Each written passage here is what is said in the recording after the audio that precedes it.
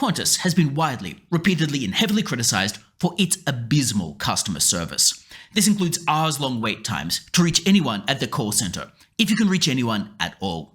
A seeming inability to redeem travel vouchers for flights that Qantas itself has cancelled, and a generally mediocre cabin experience.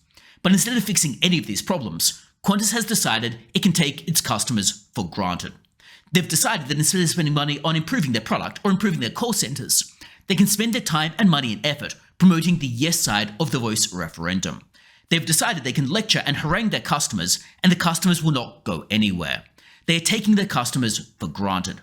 This is despite the fact that, according to recent polling, the majority of Australians intend to vote no at the upcoming referendum. Despite this, Qantas has gone headfirst into a divisive political campaign that their own customers disagree with, and that the majority of Australians would prefer Qantas did not get involved with at all. Furthermore, it's not even clear that the voice would actually help Qantas and could in fact harm Qantas's profitability. After all, the voice is based on the Uluru Statement from the Heart. Now, if we look at the Uluru Statement, well, it's calling for a makarata, which means a treaty. If we dig into the background documents, well, that treaty could easily involve financial so-called compensation or reparations, a financial payment, potentially in the form of a proportion of GDP. But then the question is, where does that money come from? Well, it's clearly going to come from either worse government services or increased taxes or both. And therefore, this treaty and therefore the compensation could harm Qantas's bottom line if Qantas's own taxes start to go up. Or more likely, it would simply harm Qantas's customers who would need to foot the bill. Qantas, in essence, is treating its customers like dirt.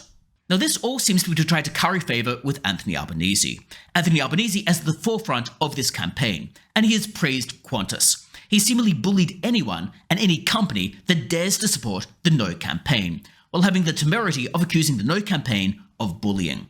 There's clearly gaslighting and is misinformation, if ever I saw it. Anthony Albanese is going around bullying people for simply having the temerity to disagree with him. It is, however, little wonder that Qantas is in Anthony Albanese's pocket and vice versa. Albanese's government has blocked Qatar Airways from running more flight routes, which would have directly competed with Qantas and helped customers because it would have lowered airfares. Anthony Albanese seems to be going out of his way to help out Qantas. And now it seems to be clear why. Qantas is supporting Anthony Albanese's pet project. But this might be short-sighted by Qantas. After all, customers don't like their corporate overlords telling them what to think.